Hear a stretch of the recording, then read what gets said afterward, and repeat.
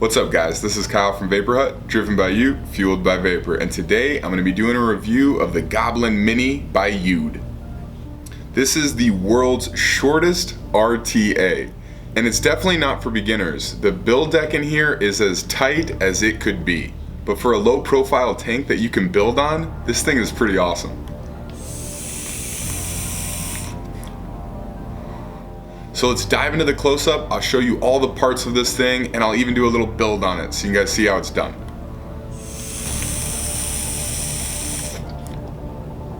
So here's the box the Goblin Mini comes in. Inside we have a little instruction manual. The tank itself. We have extra glass, insulators, and there's going to be this small piece in here. You see right there, it's kind of half moon shaped with rubber on the bottom. That's going to be to close off one side of the build deck so you do a single coil build. And I'll show you guys that in a second. And an extra drip tip. Now you might notice this drip tip looks a little different than most in that it doesn't have O-rings on it. Basically the way this works is the O-rings are inside the top cap. And then this piece of Pyrex just pops in there and it fits pretty snug. The one downside to this drip tip design is that you can't put on your own drip tip. It'll just fall right out. Now the Goblin Mini is made out of stainless steel and Pyrex glass for the tank.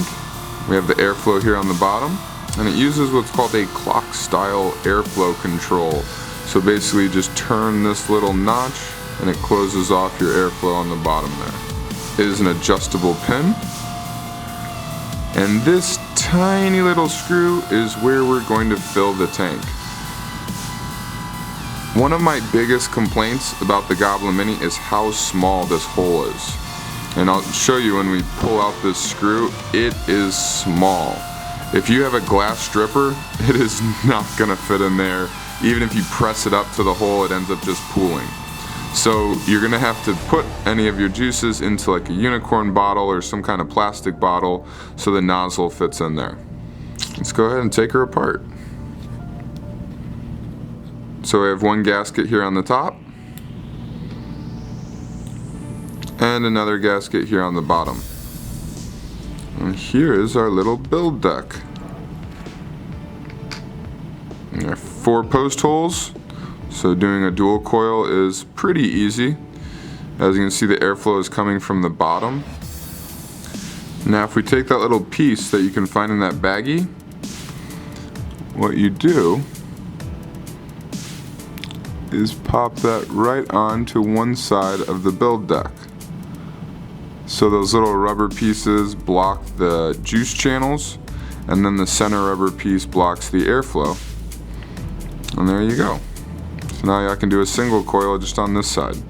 And you're gonna wanna, if you do a single coil, you're gonna wanna install it, trim it, then pop this on, because as you can see, it'd be a little difficult to snip your wire if you already have this in. So let's go ahead and do a little build on this guy. I'm gonna be using 24 gauge nichrome today, and I'm gonna do 7 wraps on either side, and it should bring us to about a 0.2 ohm build. I'm going to be wrapping these coils around a 2.4 millimeter screwdriver, so I'm going to do 7 wraps.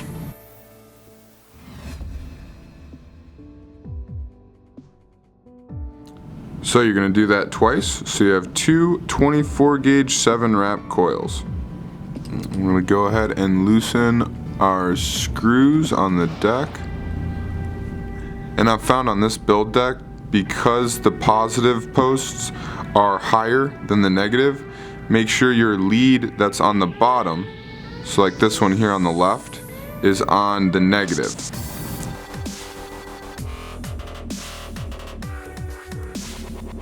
So it should sit like that.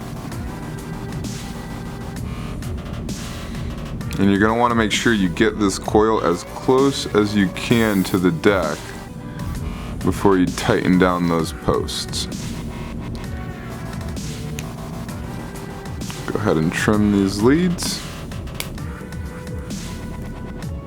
And make sure you trim that positive lead as close as you can to this post, or else it will touch our second coil. Then what I like to do is press this coil down as far as I can so that I can see through that other positive hole. So we're gonna have that lead go up and over this coil.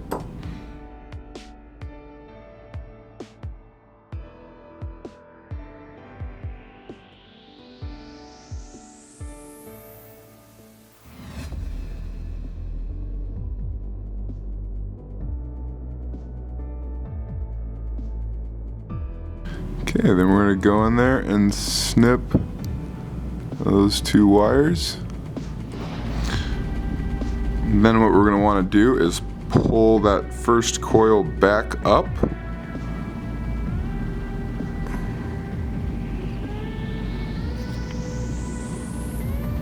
Straighten up our other one. Now it's going to be close, but as long as those positive leads aren't touching the other coil, should be just fine. So once you think you got your coils where you want them, you can go ahead and pop this on a mod and fire them and tweak them up. Alright, so let's go ahead and fire these. Right there, and see we are getting a short. So what we're going to want to do is just squeeze that coil away from that lead. And those look pretty good. Let's let her cool off and then we'll wick her. So before we wick, we want to make sure that this hood won't catch on our coils. So go ahead and try screwing that down, and if you hear it grind or feel it grind at all, you know that you're going to need to readjust your coils before wicking them. That feels good.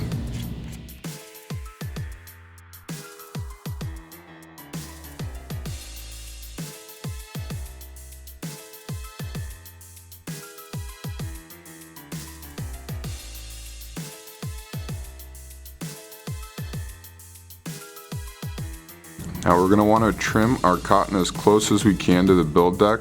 You don't need to actually feed it down into the juice channels. It'll wick just fine if we cut it nice and close.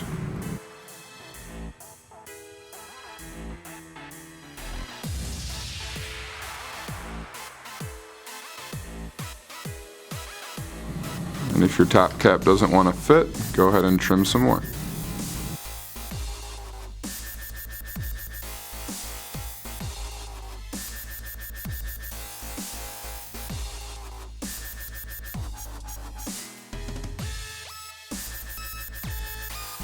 Looks good.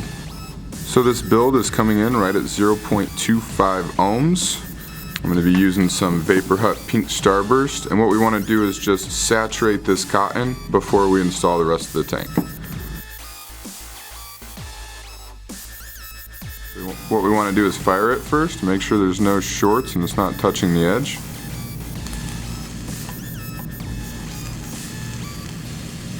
Looks good.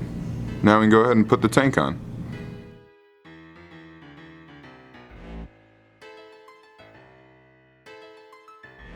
Using a small flathead, we're going to go ahead and take out that screw on the bottom.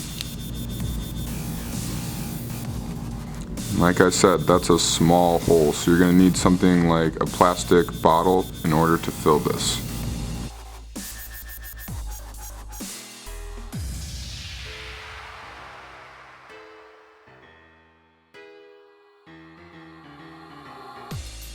So that is the Goblin Mini. All around, for the world's shortest RTA, this is a really nice tank. I'm really liking it. Other than the small juice fill hole, the non-universal drip tip, and the fact that when you purge it a lot, you will get a bit of condensation on the top of your mod, I am really liking this thing.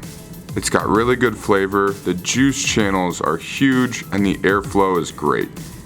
So that's the Goblin Mini by Youde. All around, this is a really nice little tank. If you're looking for something small that easily fits on a mech mod or a regulated device like this IPv4S, this is definitely the way to go. It's a little tough to build on, but it wicks really well. I haven't gotten a single dry hit yet, and I really like how they did the airflow on the bottom there.